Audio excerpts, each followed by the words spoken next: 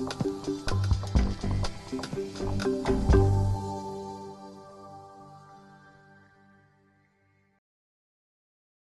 afternoon, everybody. I guess the first question before I launch into who we are and what we're covering in this session is, how are you feeling?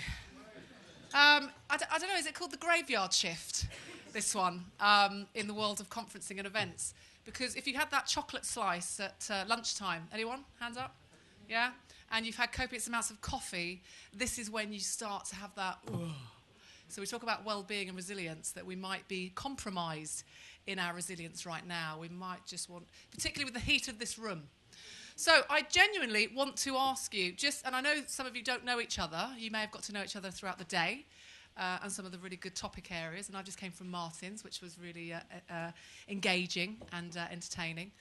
But how are you genuinely feeling right now? Okay?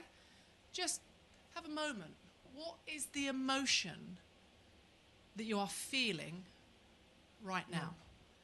And I want you to tell the person next to you. Okay? You've got 10 seconds. Go.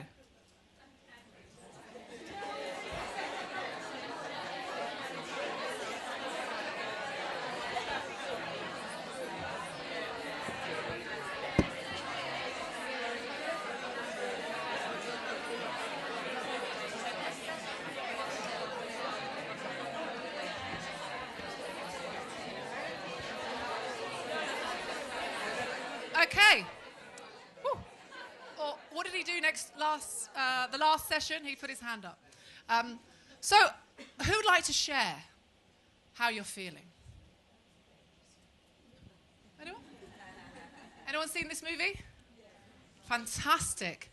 If you've got children, fantastic movie to introduce emotional intelligence to your children. So how many of you are feeling exhausted? Come on, be honest. Yeah? Energized. Do we have any energized? Whee, fantastic. We got 3, 4. Yeah. Any others? Frustrated? Relaxed. Lovely, thank you. Overwhelmed. All this information, maybe, yeah? But emotional intelligence is really about understanding initially how we feel, and really from the moment we wake up, tapping into what is the emotion telling me. Emotions are data. They are chemical neurons in the brain giving us information. And what we do with that information is our emotional intelligence, pretty much, okay? So we have, at Momentum 4, this strap line here. Emotions drive people, people drive performance. Now, I'm not just the co-founder and one of the directors at Momentum 4. I'm a mother of 2 daughters. I'm also a loosely termed athlete. I still race. I do triathlon. I'll have a go at anything. But emotional intelligence for me really plays a part in all areas of my life. Whether I'm out on my bike doing a 6-hour bike ride, whether I'm having to deal with a 12-year-old tantrum, or whether I'm having a frustrating day with work and demands and pressures of running a business, my emotions ultimately drive my performance and whether I'm going to be successful or not. So it's really important that we first acknowledge that. I think a really simple term that defines emotional intelligence is just being smarter with our feelings. What do we do with these feelings that go on, that we have in, day out? You know, when we're feeling angry and cross about something, ask yourself, why? What is the message behind the data? If I'm feeling overjoyed or overwhelmed, why? What is the message behind the data? So just a really quick intro to engage you into the world of emotional intelligence, because it impacts hugely on our ability to be resilient in everything we do. So this is who we are. Yes, being resilient and emotionally intelligent, working with your husband can be a challenge. Okay? Starts every morning when we wake up and look at each other. The resilience starts from that point. And I guess, you know, we've been in the industry for, he's a bit older than me, 25, 30 years now. And what we started to recognise, particularly in HR and in businesses, that we were looking for data. People were looking for assessment and diagnostics. And so that's when we decided 3 years ago to join forces with a company called 6 Seconds. So we're the UK partner with 6 Seconds. They're the Emotionally Intelligent Network. And we use their products to go into organisations and measure the climate of their emotional intelligence. These are some of our clients. You know, we've got some quite good clients up there. You know, sometimes I have to look at it myself and go, really? Yeah, we've done some amazing projects within these clients, mainly on resilience and emotional intelligence. We're currently working with Japanese companies who, 10 years ago would never even, 5 years ago, would never even have said the word emotional intelligence out loud, let alone run leadership programs based on emotional intelligence. So things are changing. And I think for us, the 4 domains of resilience are these. Physical. How am I feeling physically? It sits at the foundation of what we do. Mental. What am I thinking? Yeah, what am I thinking? What is my thought process? And there's been lots of conversations today about mental well-being, mental health issues, challenges. And then, of course, we're spending most of our time today looking at the emotional aspects of resilience, how we tap into our emotional intelligence. How emotionally intelligent are you? Do you know? I'm a practicing emotionally intelligent practitioner. You know, I'm forever trying to improve my emotional intelligence. I'm not an expert. I'm forever practicing. And then there's purpose, finding your why. Yep, understanding what's in it for me. Where am I going? What's my vision? So objectives for us are really just to find out what some of your early warning signs are around resilience, which Chris will be taking you through in a moment. And finding out some of your non-negotiables, your coping strategies that keep you resilient. I want to sort of raise awareness of the value of emotional intelligence in organisations and how you can take this back to your organisations and ask yourself the question, what are we doing about our emotional intelligence strategy? Do we have one? What products are we using? Yeah, and maybe that's where we can come in and we can help you. But self-awareness is king, is really king here. And also about establishing sustainable behaviours that give you that ability to bounce back, as we'll look at, when we define the definition of resilience. So our process is very simple. I won't spend too long here. Engage, activate, reflect. We want to engage you as a client. We do this in many ways. It might be research, it might be diagnostics, it might be assessments, and we activate the learning through workshops, through focus groups, through WebEx calls, depending on what your needs are. And then we always reflect and measure success and come back to feedback. Okay, so the 6 Seconds emotional intelligence model is the one that we really believe in and push forward with our clients. And I don't want to go through the competencies today because we haven't got time, but I just wanted to give you the know yourself, choose yourself, give yourself part of the model. Know yourself. Really know yourself before you can start to look at others' emotional intelligence. How am I feeling? Recognizing those patterns. I'm going to give you a tool today that will help you change a pattern that might not be working for you. Choose yourself is about being intentional. Am I intentionally choosing to be optimistic? Or am I waking up in a bad mood and I'm choosing to be pessimistic? But if I've got the awareness of that, then that's okay. I'm still being emotionally intelligent. Yeah, it's when I don't have the awareness that I'm not being emotionally intelligent. Navigating emotions we're going to look at as well this afternoon. And then the give yourself is about this purpose, this giving yourself a reason why. What am I in pursuit of? And actually, how do I give myself to other people, members of my team? Am I giving myself empathetically? And I'll just share some data on empathy, because it's really sad that as human beings, actually empathy is on the decline. Yeah, and you may notice that around you. You may see it. I certainly see it. So something that we can all be change makers in creating a more empathetic environment in the organisations we work in. So research does show us that if you enhance your EQ, so if you develop your EQ, you can increase your success factors. Now, the success factors that are linked to emotional intelligence are your effectiveness. So within effectiveness, this is your ability to influence others and make effective decisions. Your relationships, yeah, how good you are at networking. Yeah, out of 1 to 10 today, How is your networking ability? And also your community. So your neighbours, your friends, your family. How are those relationships? Some people like to disconnect. Others, you know, are there in building those relationships constantly. Now, well-being, of course, sits within our success factors. How balanced are you? This work-life balance that Martin was saying doesn't exist. I agree. It is about integration. How we integrate that work and that life. Yeah, our health, what we eat, what we drink, impacts on our well-being and our resilience. And also our quality of life, that sense of achievement and your satisfaction. How satisfied are you right now in your life? Are you achieving what you want to achieve? Are your teams achieving what they want to achieve? This will impact on their EQ.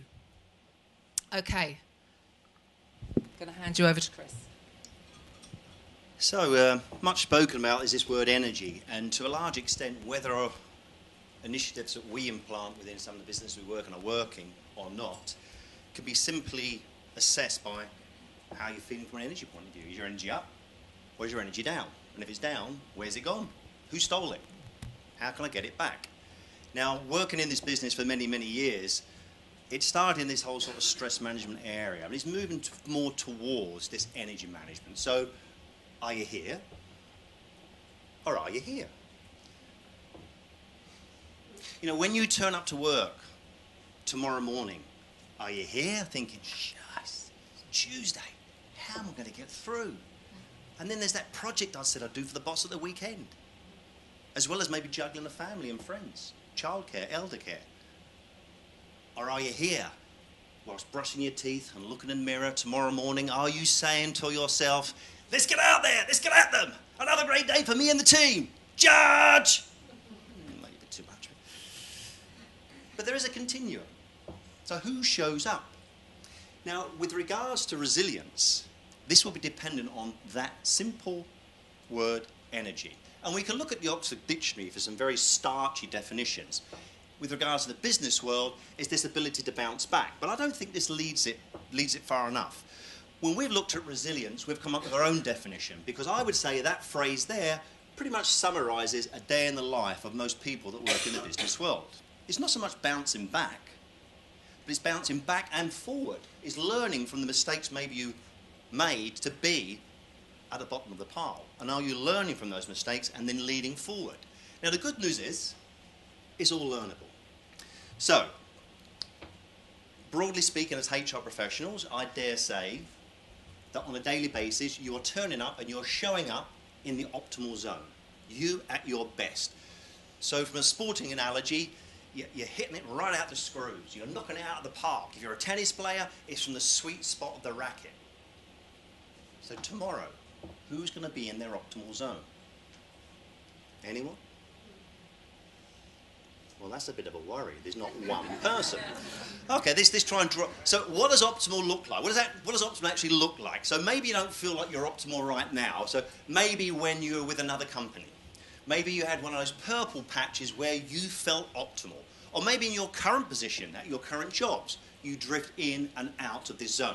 So whilst there, what does it look like? How are you feeling? What are you doing? What are you thinking? So what's optimal to you? Optimal. In control.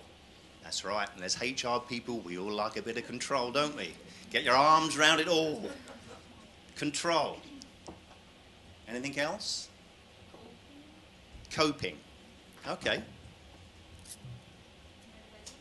Motivated. So who's motivated? That's better. 50% motivated. Anything else? So control. Results driven? Yeah. Okay, results driven. The team around you, so you go working with colleagues. Looking forward to being with your team.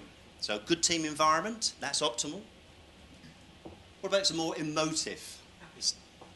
So who's happy at work? That's not everyone. See, that's what, now broadly speaking, if you are happy, what do you do on quite a regular basis? You do more work? Yeah. Yeah, that wasn't the answer I was looking for. You're doing it now. Laugh. Because there's a consequence to laughing. And it sort of revolves from what you said about being in a cohesive team. Who's got young children in this room?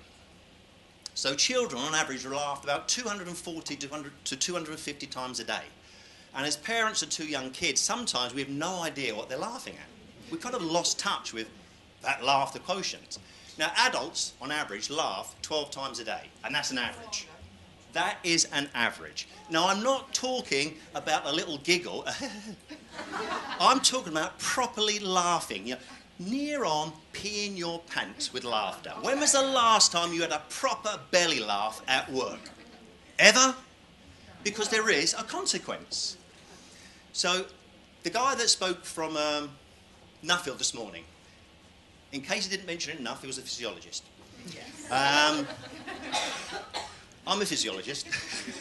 That was my background.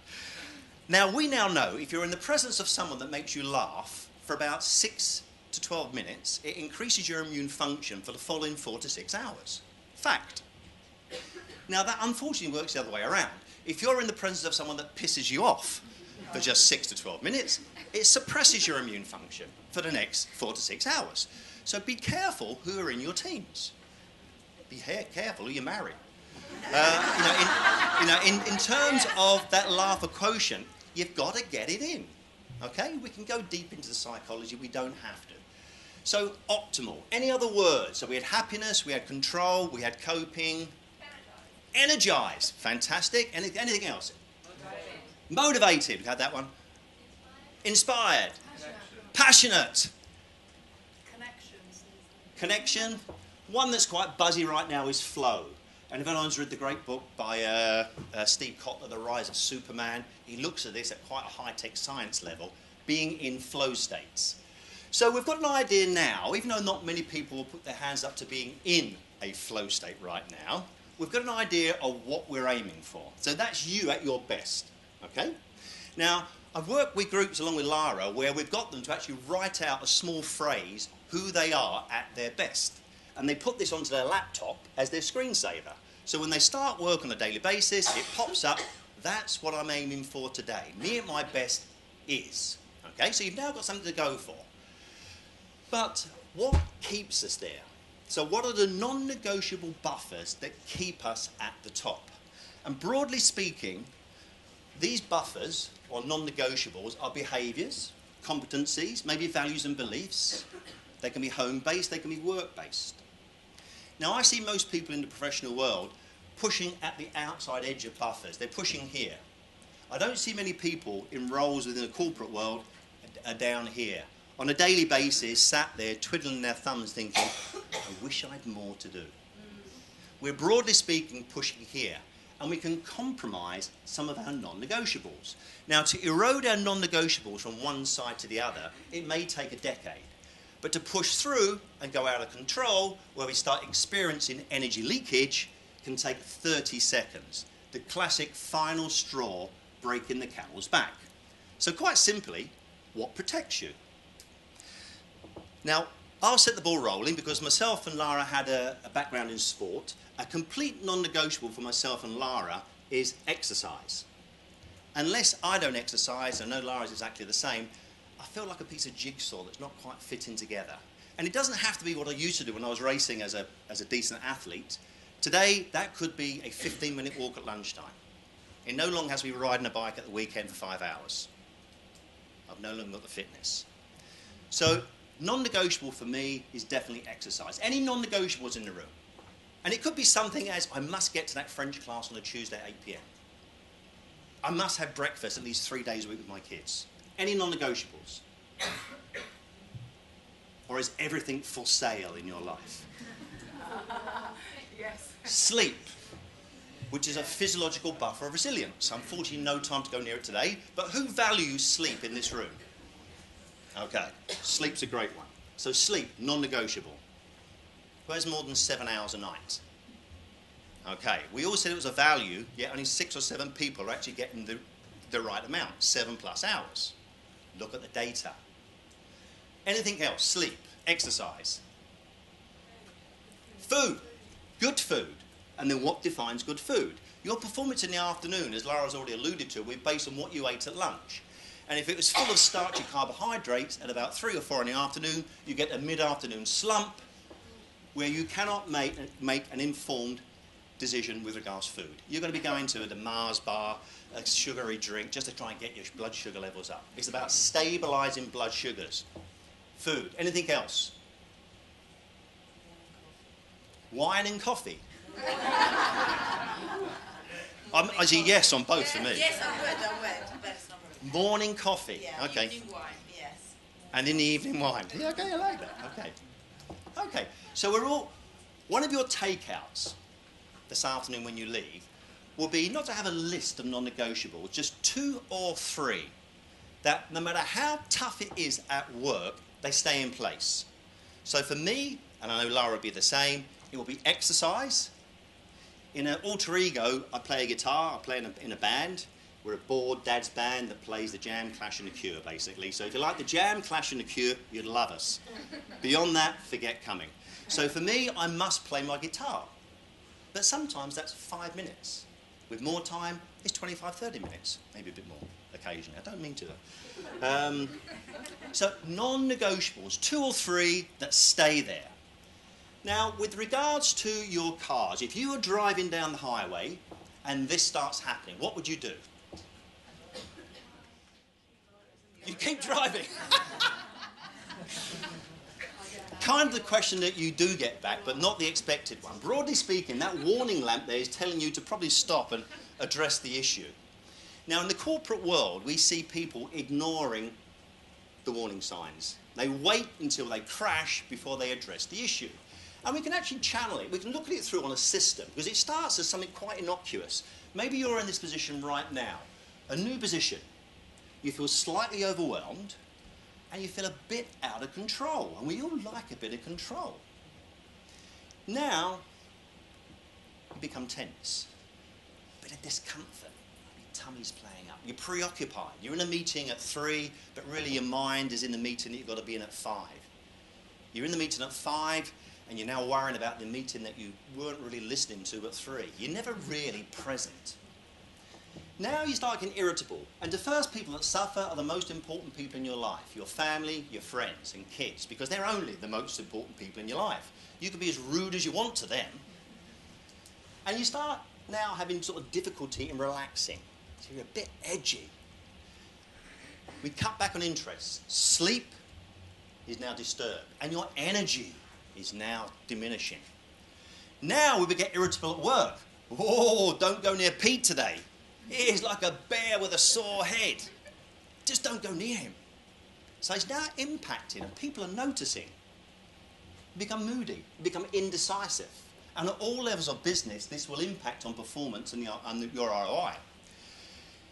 Now you start losing all means of relaxation. You become reactive, time is mismanaged, there is a loss of focus, and effectively, you end up here. Now, I would say in the corporate world, and certainly myself and Lara, we spend our life surfing up and down. But it's important to realise where you are right now. What altitude are you flying at right now? And are you gaining altitude, or are you just about to start losing altitude? Now, the good news with the resilience domains, especially with the EQ practice, is we do have the ability to bounce back and get optimal, which we now know what that looks like. So, when was your resilience last tested? So maybe just turn to the person next to you and have a 30-second discussion. What was going on? Now, what are the signs that tell you that your resilience has been compromised?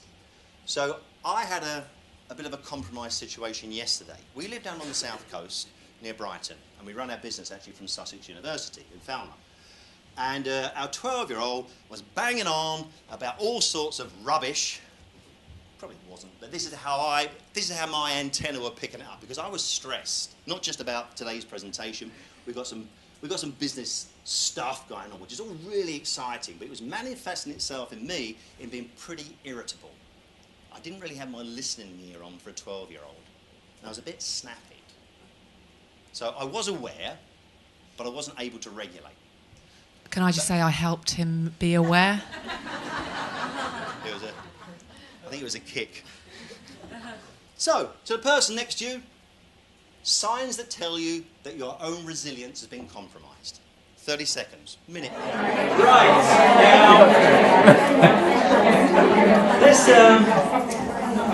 this tests one of those EQ competencies, which is empathy. So maybe you don't feel that comfortable about saying one of your own personal experiences of when your resilience was tested, but you feel able to talk about someone you know. So, in terms of that person you know, any examples of when your resilience has been compromised? What was that? Okay, so I've asked my partner to get the garden done. 3 years. I'm not even joking, 3 years. And I've actually gone onto Facebook to find a gardener and set up free meetings, and he still effing didn't do anything.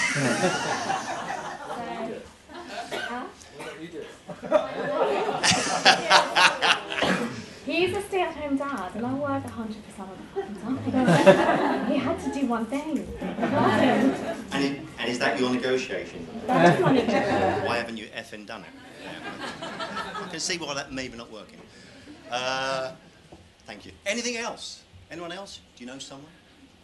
May have been My husband had an accident, quite a serious accident, maybe 3 years ago, and I got a phone call, don't panic, I'm in A&E. So I panicked. At that point I lived near Romford, and he was in Chelsea Westminster Hospital, which is the other long way. No idea how, I don't drive.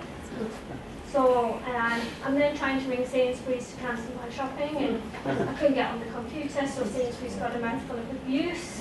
And the telephone, just cancel the shopping because I need to go. And then I got a phone call from his work saying a cab was going to come pick us up. Gets in the cab, do you know where Chelsea Westminster Hospital is? Looked and said, no, I. Then gets to the hospital, oh yes, it's here. But I spent about 5 minutes wandering up and down the corridor till a very nice security man took pity on me, and I burst into tears because I couldn't find him. And then he told me, but as soon as I saw him, and it was really serious, but as soon as I saw him, I was back in control. But that initial bit of getting a phone call to get in there, I was totally not in control. But once I was there, it was like, no, you're going to be all right, I'll sort that now. Thank you. Well, I'm going to hand back to Lara now, who's going to look at some real-world situations. Well, and that story really ties in with what we're just about to talk about. Let's come back to reality, because actually the optimal zone is optimal, and yet the reality is that we're not always there. And I think resilience, and particularly the emotional intelligence piece, is about having the awareness of knowing when we're not there and what we need to do to get back there. Yeah, recognising those early warning signs and knowing that we're not always going to get it right with our 12-year-old daughter, that we're not always going to respond in the way that we want to respond. But we can learn and we can improve and we can master it. Okay? But the realities of today, I mean, what are your challenges? And again, just time-wise, I would love to make this so much more interactive. But in this room, let's just do some self-reflection. What are your challenges at work? Just be thinking to yourself, and I know you've had all day to reflect on this, and you've probably been asked this several times. But what are some of your challenges? I mean, we've come up with, in our experience, working in many, many different organisations, I think it's fairly constant. The changing landscape is, you know, as Martin said, some people grasp that change and that opportunity, and some people don't cope with it very well. I think we've got new technology, instant access, this expectation to respond as soon as it goes beep. You know, I've got a friend of mine that texted me, if you haven't responded within 5 minutes, she's sending you abuse. You know, it's just, I now don't respond for at least 2 days. So this constant expectations to deliver from clients, from team members, from leadership, from stakeholders. Lots of pressure that we put upon ourselves. I think this is a really good one as well. Not a good one, but one that technology links in with. There's no line or boundary around our jobs anymore. It's, you know, no clocking in at 9 and leaving at 5:30. It's very grey, isn't it? Which means that actually this can affect. We notice the personality types that are there till midnight because I just love work. I just love work. No, really? It can be a personality type that we just have to fulfill this need for hitting targets, yeah? When actually we need to all rest and recover, as we know. We struggle to balance this work life, and we have what's called the second shift. So even if you go home at 5:30 and you've got a family, you might be then, the laptop opens and it starts again at 9 o'clock in the evening. Yeah. So there's all these challenges, isn't there? Little or no exercise. I hear often people now travelling. I'm too knackered. I get back to my hotel. You know, I'm going for the wrong meal choices. I'm having the burger instead of the salad. I'm not going for a walk at lunchtime. I'm sat at my desk. So we're not making the right choices that are helping us through these challenges. Okay. And sleep, fatigue, big one. So, this was a study which I found really interesting, that when we think about emotional intelligence, there are 3 competencies that have been on the decline since 2011. 6 Seconds have been doing research from all of their databases across the world, people that have taken the assessments, and they've been looking at the competencies that have been on the decline. What do we think they are? I've already told you one. Empathy. Where is it? Connecting compassionately with others. Now, sadly, if we lose empathy and we lose connection, what happens? We lose collaboration. We lose that ability to work together and come up with ideas, and innovation is a hot topic right now. So how can we be innovative and creative with others if we're not connecting, we're not understanding what's going on for other people? So really important competency that we can develop. Intrinsic motivation, people have lost their why. Yeah, you see it time and time again. Why am I here? Why is this job so important for me to achieve? What's my part in the bigger picture?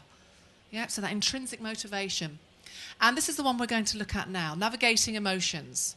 So we live in a much greater emotionally volatile world.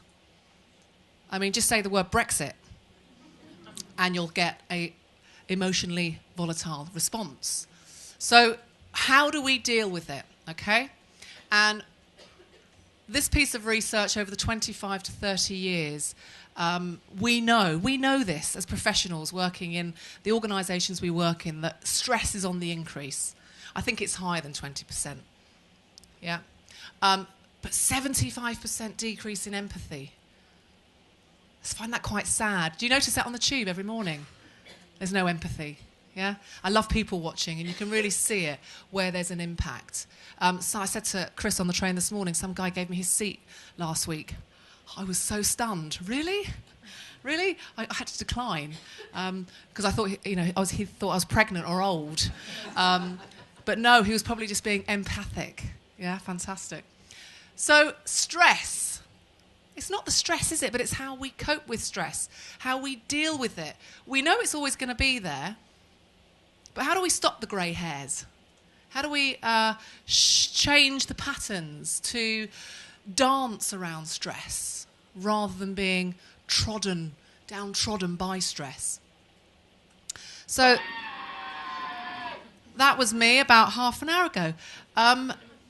Some people have to get to that tipping point where you just have to release stress. Yeah, and some people never experience that because we control it. And actually, emotional intelligence is not about control. It's about navigation of emotions to a better place. So, if we want to focus on emotional intelligence, we need to come back to this word, energy, and self-regulation. Really important. You know, when I said to you, first of all, how are you feeling?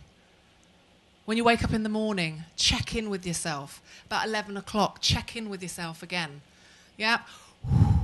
Self-regulate. Yeah? Really just easy step just to look at your emotional intelligence. Hands up if you've got one of these. I think most of us, yeah? And it's quite a good analogy linking back to Chris's slide about energy leaks, because I only learned a couple of years ago from my daughter that if you keep all your apps open, it's draining your battery. Yeah?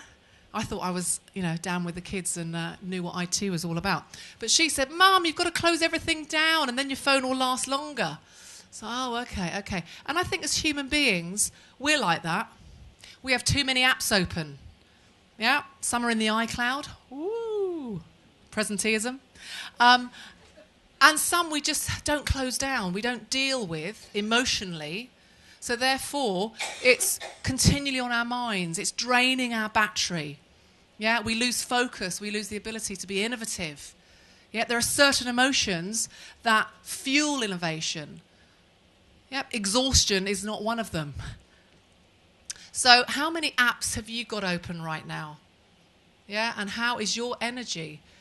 If you think of a scale of 1 to 10, where are you? If you're at a 1, how do you get it to a 2? If you're at a 3, how do you get it to a 5? Yeah, what do you need to do? Self-regulation is key. Now, coming back to this lady here and what happened to you, it's very normal. It's quite common, and it's called a hijack. Heard of this before? Yeah, where your rational brain gets taken over by the emotional brain. And it's where we no longer have rational thinking. Now, I'm not going to go into the science behind it, but we know this comes from many, many, many years ago when we were hunters and gatherers. And we needed to catch our food. Yeah, how many of you go out and catch your food? Yeah, no, I don't think so. I mean, some countries they still do, but I think, this audience here, we don't have to go out. And actually, when you're going out catching your food, there might be other predators there. Yeah, who want to eat you. So our biology and our psychology is wired so we will fight and or we run or we freeze. Yeah, you've all heard that expression. So we need those responses.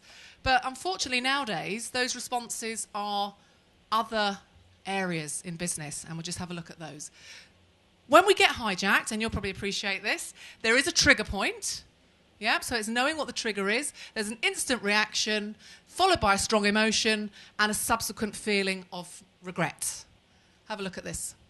Paparazzi Zidane, they exchanged words, and now this is what everyone will be talking about for Zinedine Zidane.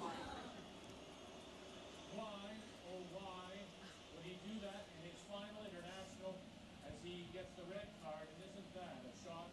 Zinedine Zidane walking by the World Cup. Yeah. Do you think what was the trigger? I think they called his mother something nasty. Instant reaction. Yeah, headbutt. Very strong emotion. And then do you think as he was walking off, he was regretting that he'd done that?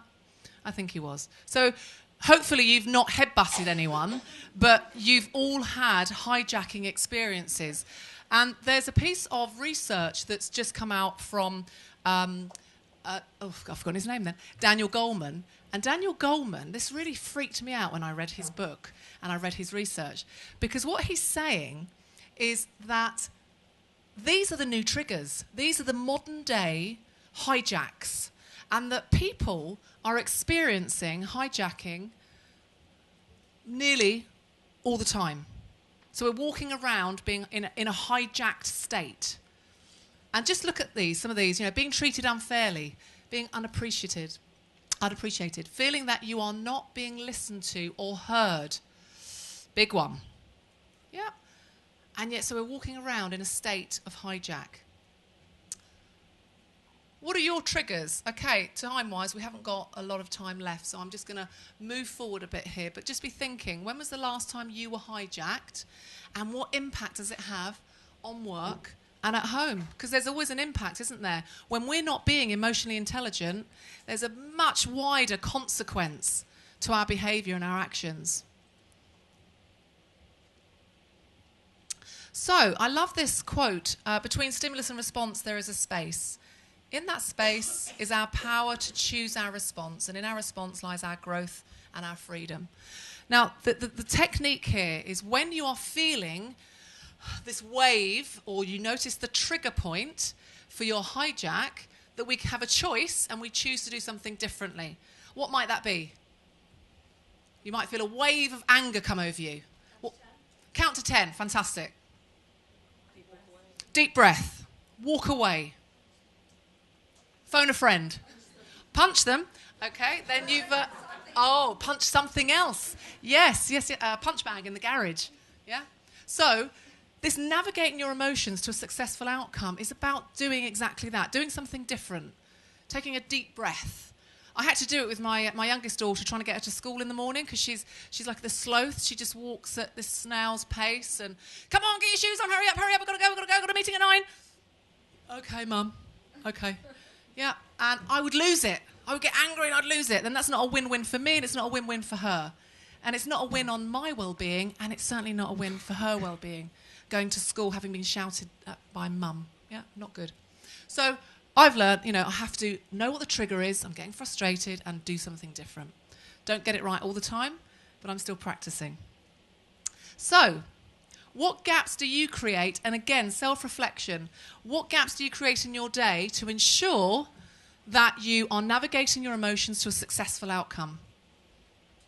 What can you do more of, I think, is the key. Yeah, so just be thinking.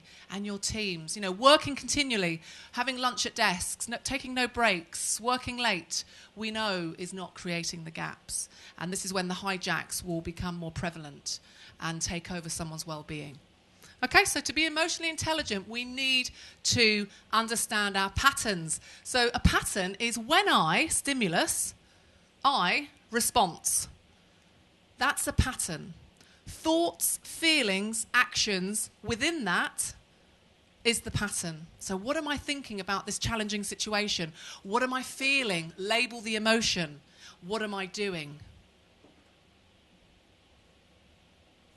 Hindsight's a great thing. So you can look back at a challenge and say, well, that didn't work out for me very well.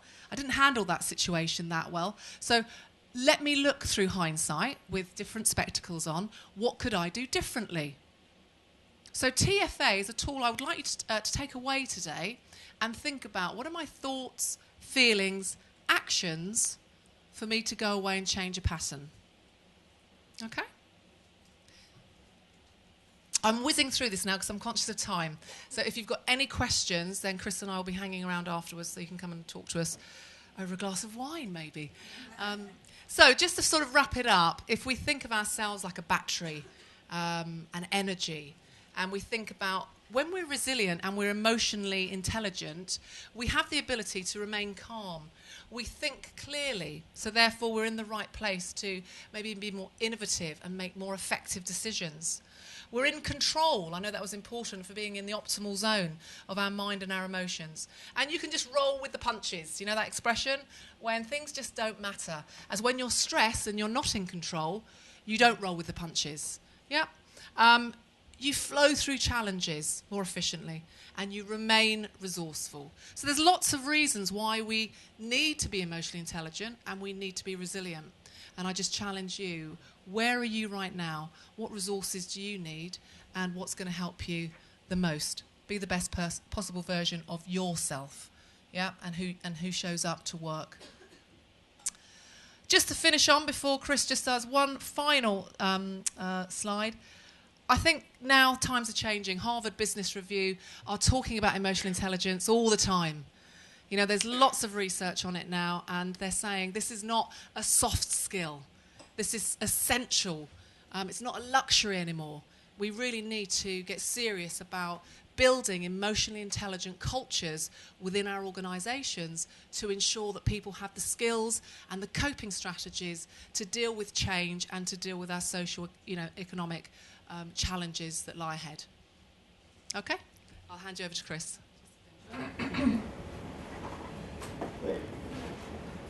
So, finally, just consider this, because there is the power of the emotional contagion. So this is a phenomenon of having one person's emotions and related behaviours directly trigger similar emotions and behaviours in other people.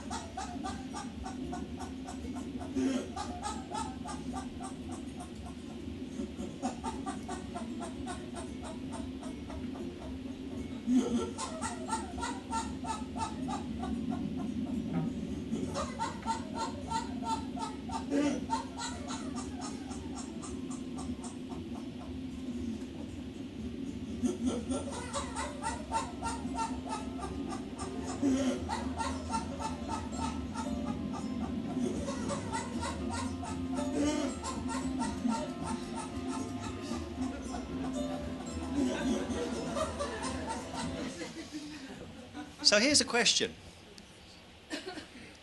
We're going to release you from treatment in just 2 minutes. And you're going to return home later on this evening, where you will walk back through your front door as a returning, probably a HR professional. Who's walking through the front door? Is it a returning HR professional that demands respect from their 2-year-old daughter? Or is it a loving mum or dad? Is it a loving partner or spouse, boyfriend or girlfriend? And then take that through to tomorrow. Who's showing up tomorrow? How emotionally intelligent are you going to be showing up tomorrow? Because it is contagious throughout the communities that we all work in. So thank you very much for listening. We are going to be around for the next hour or so to sort of sift through some questions. And hopefully we'll come and work in your organisations. Thank you very much.